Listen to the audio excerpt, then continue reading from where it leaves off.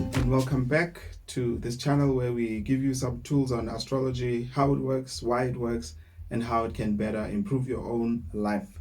Know thyself is a very important statement, and that's what we're trying to help you work on.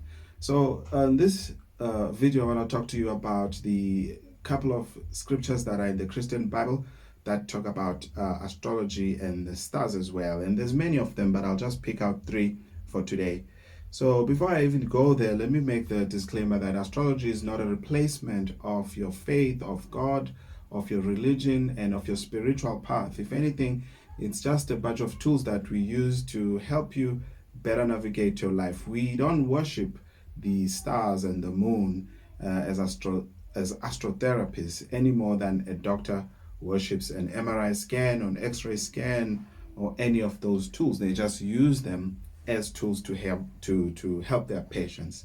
So let's dig right in, and I'm gonna go into the first verse that I've prepared for you. It's in Genesis 1 verse 14. It says, "And God said, let there be lights in the vault of the sky to separate the day from the night, and let them serve as signs to mark sacred times and days and years." And of course, this is right in the beginning where God is creating the universe, and he throws these lights in the sky, which are the stars as we know them now, to mark the sacred times, to mark the years, to mark the days as well. Clearly that the stars that he has placed there have a specific purpose, and that's why we use them as astrologers. Of course, I don't know if many people know this, but even the days of the week actually find their root in astrology.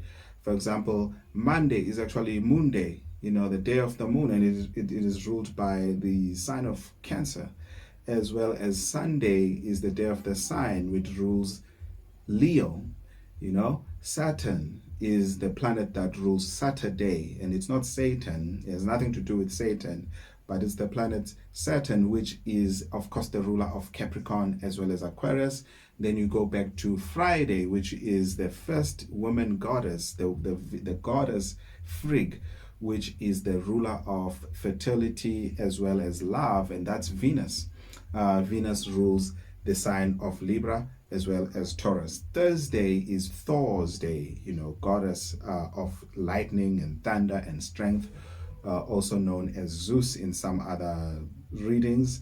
And he is the planet Jupiter, who rules Sagittarius and Pisces. Then you go to Wednesday, which is Woden, the god Woden, God with a small g, and later it will become Wednesday. But he rules the planet of Mercury, which is the sign that rules both Gemini and Virgo. And then you go back to Tuesday, which is Tuesday, T-I-W. That's the god that it was named after originally. And that one rules the planet of Mars, which is Aries and Scorpio. So astrology goes far deeper than many people understand, and many people are afraid of it without realizing that it's part of what they do. It's part of who they are. And then I'll take my second scripture at Genesis 37 verse 9. This is the story of Joseph, who would later become a king. But this is when he was much younger, and he is having this dream. He says here in verse 9, "Then Joseph had another dream. He told his brother about it also. He said, 'Listen, I had another dream. I saw the sun, moon, and 11 stars bowing down to me.'" Another one says, "I saw the sun, the moon, and the stars having obeisance to me."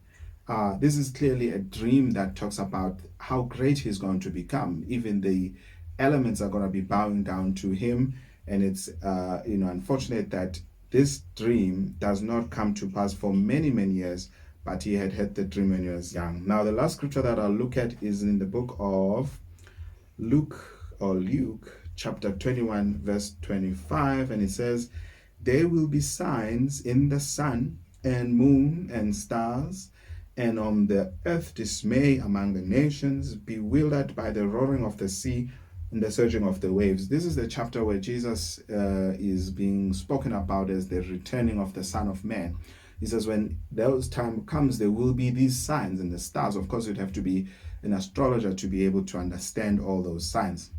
It's important to note that, now that we are producing these tools and empowering people to better know themselves, that does not qualify you to now be an astrologer yourself. You have to have many years of experience reading about what